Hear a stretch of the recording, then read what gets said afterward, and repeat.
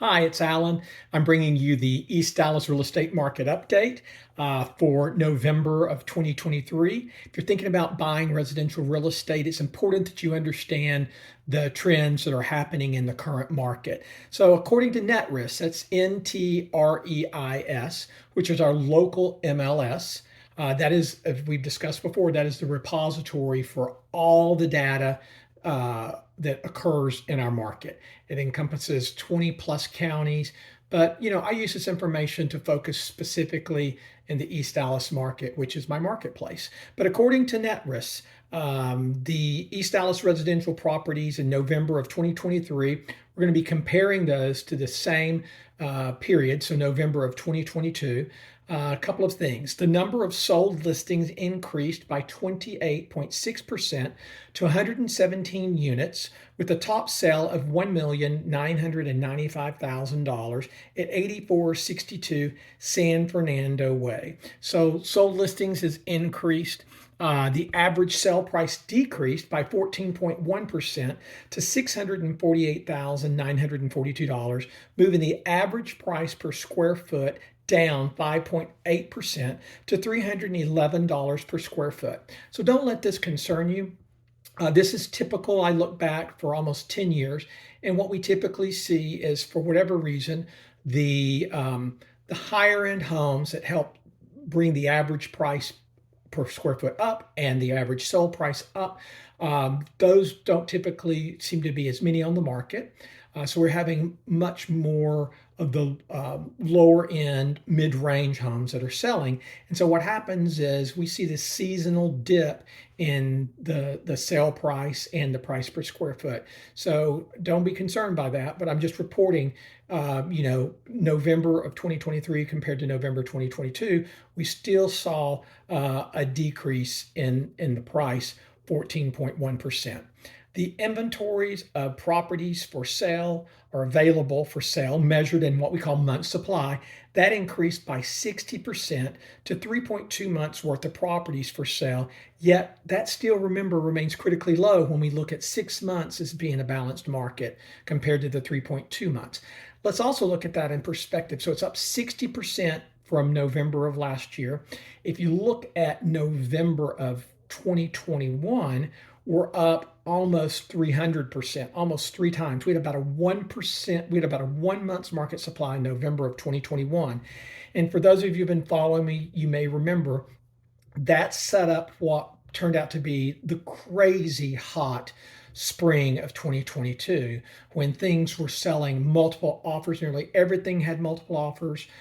Things were flying off the shelf. Inventory dipped at one time down to like a 2-week supply in East Dallas. I mean, it was just a crazy market. So these numbers, while it's 60% over last year, 300% over 2 years ago, we're still only at 3.2 months supply, which is creating this fervency in the market, even with these higher interest rates. So the next point I want to make is that mortgage rates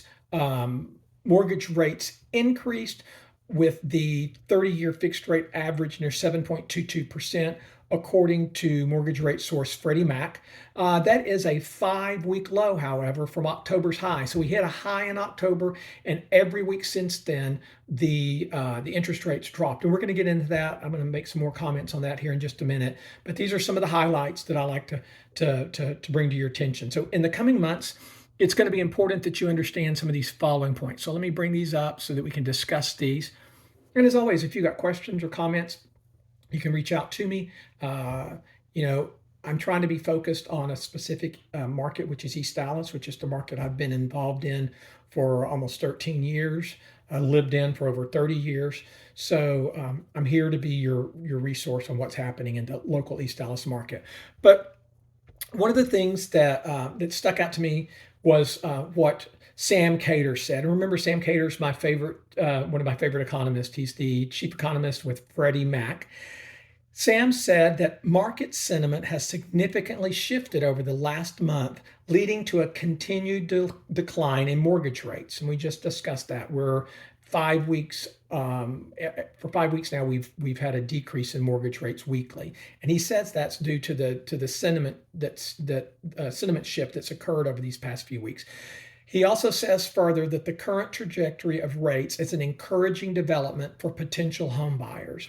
So not only is Sam saying this, but other economists are saying based on what's going on in the economy, there are some good stats that are occurring, and that's indicating that the Fed is more likely than not to either pause rates or actually decrease rates in 2024. I mean, again, we can't project because if there's an outlying um, uh, outside event that could change that course. But right now, based on what we're seeing, that's why they're saying the sentiment's changed and we're looking at rates declining. The shortage of homes for sale has helped support prices. That's just because everybody's going, well, if interest rates are up and all these buyers are dropped out, how the home price is still going up? And I know I just reported that for November they were down, but remember that's seasonal. If you look overall, and we'll get to that in a minute, the home prices have continued just to inch up. We talked about this last month. They bounce up a little bit one month, a little bit down one month, but overall, we're still on a slow trajectory of pricing increase. And that's simple economics, supply and demand. The supply, the inventory we just discussed, is still low. Is it as low as it was last year or the year before? No, but it's still low for what the market needs. And for that reason, there is a stability in pricing. It's supporting the home prices to slightly increase. We're not seeing this catastrophic drop in home prices in our market. So the shortage of homes for sale has helped support the prices. We've discussed that. And according to a recent Case-Shiller report, local home prices have leveled off with smaller monthly increases and decreases. We just discussed that. And I've been talking about that, how it seems like one month they're a little up, one month they're a little down. But Case-Shiller has said that they prices are leveling off, stabilizing. We're just not seeing these white hot increases that we saw in 2021. Let's see. Another point, yeah, this was another one I thought was interesting. So more than 1 in 4 houses listed for sale in the MLS has seen a price reduction. So what does that mean? That means that sellers are not, 1 in 4 sellers are not being realistic in their initial home price. So you got to be realistic, guys. People, homes that are overpriced are not going to sell. And that's my next point. Let's get to that. Perfect listings are still highly competitive. So if the listing is perfect, that means condition, location, price-wise to the market, it is going to be a highly competitive house. Multiple offers, may sell above ask in a record time.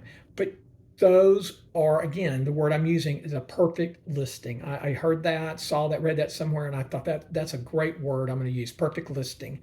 However, if perfect homes are even slightly, as much as 2 or 3% overpriced, then that home is going to sit on the market and get stale. It may be, instead of 3 weeks on the market, it may be 6 or 8 or 10 weeks on the market, and that's leading to what we're talking about, these price reductions. People are not there, even though the home may be perfect. The market's not going to give you a ridiculous price like it did a year or 2 years ago.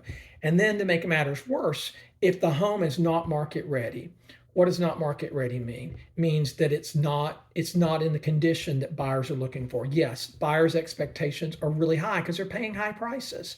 And so for that reason, they expect the paints to be a popular paint color, not purple, not your favorite color. They want it to be a neutral color. They'd like to see the house staged, or at least if you have beautiful furniture, to be edited and to be in what I call kind of TV ready. What people see on TV, all these shows that people are looking at, they see these beautiful homes, and that's what they expect when they walk into yours.